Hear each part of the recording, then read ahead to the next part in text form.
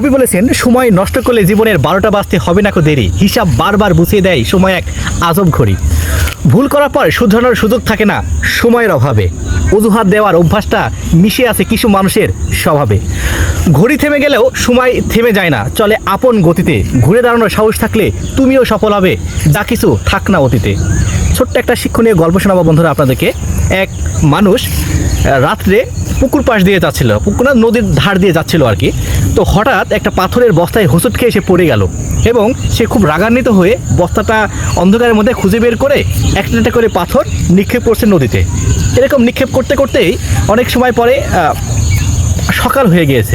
সকালের আলো যখন আসলো তখন শেষ পাথরটা তার কাছে যখন আছে, সেই পাথরটা যখন আলোতে দেখতে পেলো, দেখলো যে এটা চকচক করছে, এটা একটা স্বর্ণর একটা ছোট্ট একটা বার।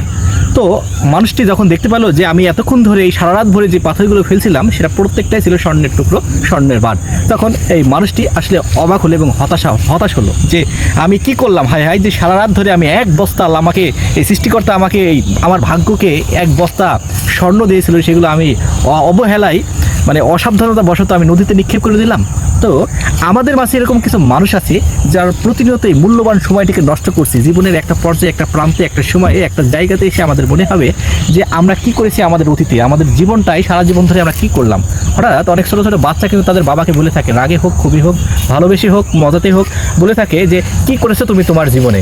আসলে এইটা আমরা অহেতুক হাস্যকর বা রাগান্বিতভাবে এই প্রশ্নটা অনেক সময় রিসিভ করে থাকি, কিন্তু আসলে দেখেন আপনি আপনার এই যে বয়সে, এত বছর বয়সে আপনি কী করেছেন সফল হওয়ার জন্য? আপনি যেটা করেছেন, খেয়েছেন, স্কুলে গিয়েছেন, ভালো একটা রেজাল্ট করেছেন, তারপরে ঘুরে বেরিয়েছেন, আড্ডা মেরেছেন, আপনার জীবনটা শেষ। আসলে এটাই কি?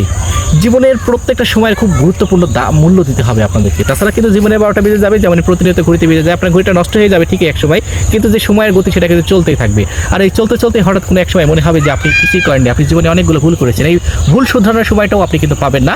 তাই আপনাকে এই সময়ের গুরুত্ব, সময়ের মর্যাদা, সময়ের মর্ম, সময়ের ভালোবাসা, সময়ের তাগিদটা আপনাকে দেওয়া লাগবে আপনার কর্মক্ষেত্রে এই সময়ের গুরুত্বটা। আপনি যদি আপনার টাইম ম্যানেজমেন্ট করতে না পারেন, আপনার জীবনে এই টাইমের গুরুত্ব যদি আপনি না বুঝেন, না উপলব্ধি করেন, তাহলে কিন্তু শেষ পর্যায়ে গিয়ে আপনি কিন্তু হাওতাশে দিন পার করা লাগবে। তাই আমি আবারও আপনাদেরকে বলতে চাই, যারা এখনও আপনাদের সময়গুলো সঠিক সময়ে কাজে লাগাতে পারছেন না, সঠিকভাবে অবহেলায়, অনাদরে আপনার সময়টা নষ্ট করছেন, আমি বারংবার আপনাদেরকে বলে দিতে চাই এই সময়গুলো আপনি নষ্ট করবেন না। এই যে ফেসবুকে আপনারা যারা আছেন, যারা ফেসবুকে প্রতিনিয়ত কন্টেন্ট ক্রিয়েটর করছেন, ভিডিও আপলোড দিচ্ছেন, আজকে দেখেন যে আপনি আজকে দুপুরে যে পোস্টটা দেওয়ার কথা ছিল সেটা আপনি দুপুরে দিতে পারেন। আপনি সারা জীবন চেষ্টা করলে কিন্তু দুপুরে সেই পোস্টটা আবার দিতে পারবেন না। আবার সকালে যেটা দেওয়ার কথা ছিল সেটাও কিন্তু আপনি দিতে পারবেন না।